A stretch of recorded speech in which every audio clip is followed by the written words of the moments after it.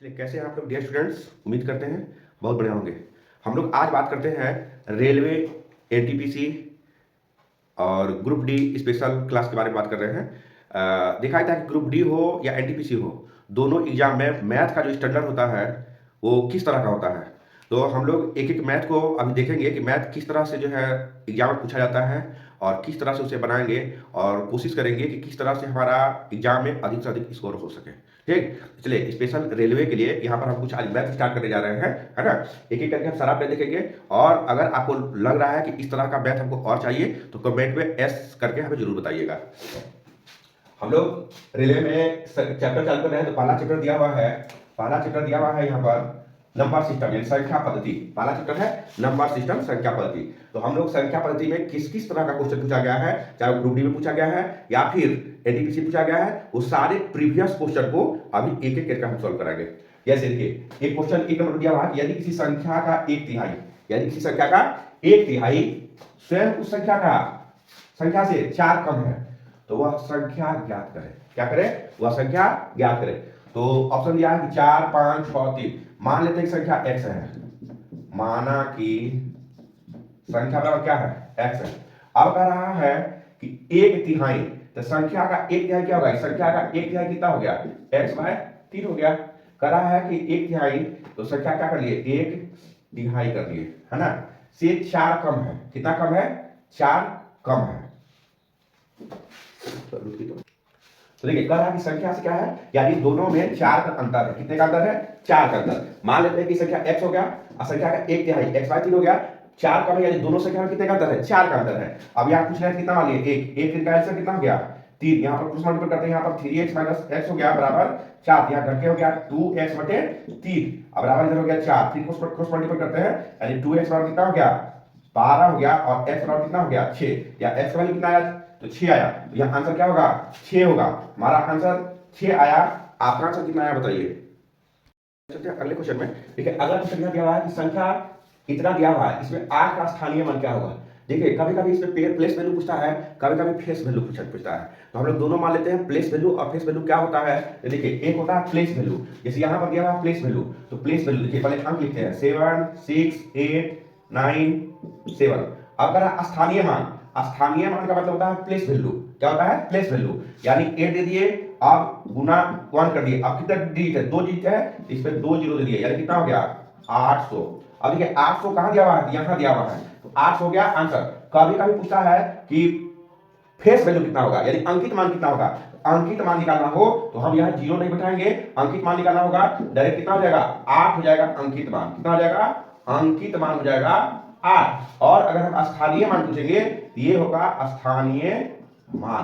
तो क्वेश्चन में कभी कभी पूछा जाता है प्लेस वैल्यू, कभी पूछा जाता है फेस वैल्यू। तो अगर प्लेस वैल्यू पूछे तो 800 जो ऑप्शन डी में दिया हुआ है। अगर फेस वैल्यू पूछे तो 8 जो नहीं दिया हुआ, यहां पर दिया हुआ है। तो इसमें कंफ्यूजन नहीं होना है। प्लेस वैल्यू तीसरे नंबर क्वेश्चन में क्यों? देखिए, तीसरे नंबर क्वेश्चन में फिर आ गया प्लेस वैल्यू। अब यहाँ पर दिया हुआ है कि संख्या इतना है 2 और 4 के स्थानीय मानों का अंतर। देखिए, कभी स्थानीय मान का अंतर पूछता है, यानी place difference between place value. कभी कभी फेस वैल्यू पूछा जाता है, हो सकता है आगे ऐसा क्वेश्चन आए। तो देखिए, अभी प्लेस वैल्यू पूछा जाएगा स्थानीय मान का अंतर, तो पहले इसका स्थानीय मान हम निकालते हैं। ठीक है, जैसे क्वेश्चन दिया हुआ है डी लीजिए 2, 7, 5, 4, 1, 3। अब यहाँ 2 और 4 दिया है, यहाँ पर है 2 का अगर हम प्लेस वैल्यू यानी स्थानीय मान निकालते हैं, कितना डिजिट है? 1, 2, 3, 4, 1, 2, 3, 4, 5। यहाँ 5 जीरो बैठा देंगे, है ना। और बोला 4 इधर लिखेंगे 4 और 2 डिजिट है, एक पे 2 जीरो बैठा देंगे, यानी यहाँ पर स्थानीय मान कितना हो गया? 400। और यहाँ पर स्थानीय मान कितना हो गया? 2 पे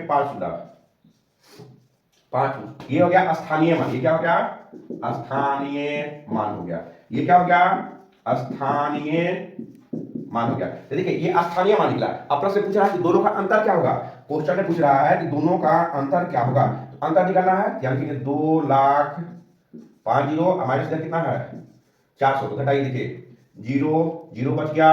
अब यहाँ बचा देखिए 10 में से 6 गया, फिर यहाँ पर 9, फिर यहाँ पर 19, यानी यहाँ बचेगा 1,99,600। जो ऑप्शन में दिया है 1,99,600 बी नंबर दिया है, यानी बी नंबर क्या हो जाएगा? आंसर हो जाएगा। तो इस तरह का क्वेश्चन में आप कंफ्यूज नहीं होइएगा। प्लेस वैल्यू फेस वैल्यू, यहाँ पर प्लेस वैल्यू निकाला, प्लेस वैल्यू निकाल के हम आंसर निकाल दिए, आंसर हो गया बी नंबर।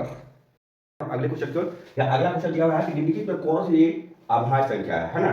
तो देखिए अभाज्य संख्या कहते किसको है, सबसे पहले हम ये जानते हैं कि अभाज्य संख्या किसे कहते हैं। तो वैसी संख्या जो एक और स्वयं के अलावे किसी दूसरी संख्या से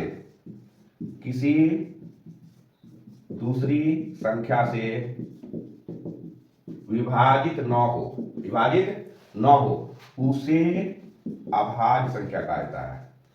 अभाज्य संख्या कहा जाता है।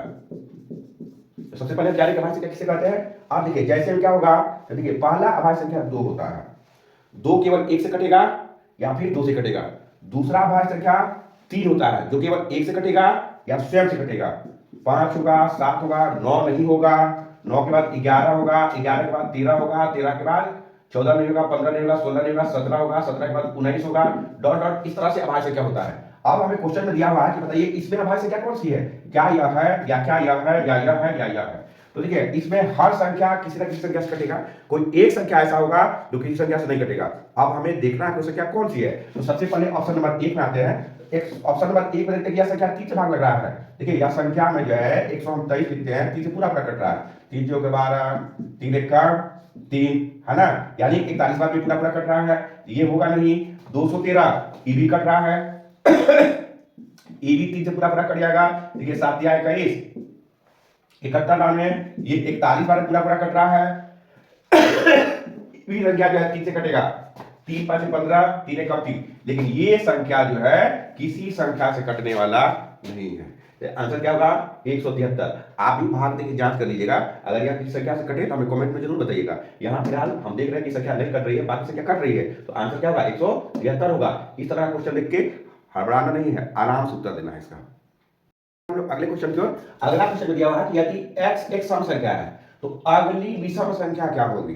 अभी ऑप्शन दिया हुआ है x - 1 होगी या x + 1 होगी या x - 2 होगी या x + 2 होगी। देखिए सबसे पहले मैं जानना होगा सम संख्या किसे कहते हैं, विषम संख्या किसे कहते हैं, यानी ओड नंबर और इवन नंबर। तो देखिए इवन नंबर किसे कहते हैं, जो संख्या 2 से पूरी विभाजित हो जाता है उसे इवन नंबर कहते हैं, मतलब सम संख्या।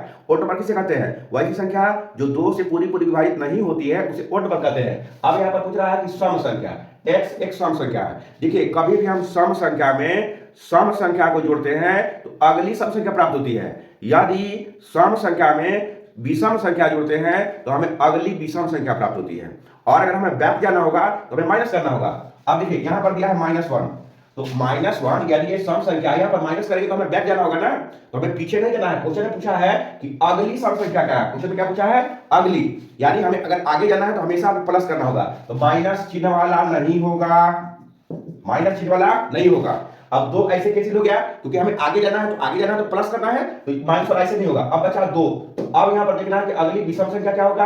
अब देखिए हम अभी बताया कि सम संख्या में अगर सम संख्या जोड़ते हैं तो वो सम संख्या प्राप्त होता है, लेकिन अगर सम संख्या में विषम संख्या को जोड़ते हैं तो आंसर हमें विषम संख्या प्राप्त होगा। क्वेश्चन में पूछा कि विषम संख्या क्या है, यहाँ देखिए ये सम संख्या है, विषम संख्या, तो सम प्लस विषम बराबर होता है विषम। अगर सम अब प्लस हम सम करते हैं तो बराबर होता है सम। यहां भी सम हो जाएगा सम, तो हमें सम नहीं, हमें निकालना है विषम। तो सम अब प्लस विषम करेंगे क्या होगा विषम, यानी x + 1 का सही आंसर होगा। आप बताइए कमेंट में आपको यह कैसा लगा। अगर इस तरह का वीडियो और चाहिए तो आप हमें कमेंट में बताइए। और ये क्वेश्चन प्रीवियस ईयर का पूछा हुआ क्वेश्चन दिया हुआ है, यह चैप्टर से शुरू नहीं है, मतलब यह चैप्टर ये बार-बार पूछा गया है, चैप्टर इस सब प्रश्न पूछा गया है, इसलिए आपको सॉल्व कराया जा रहा है।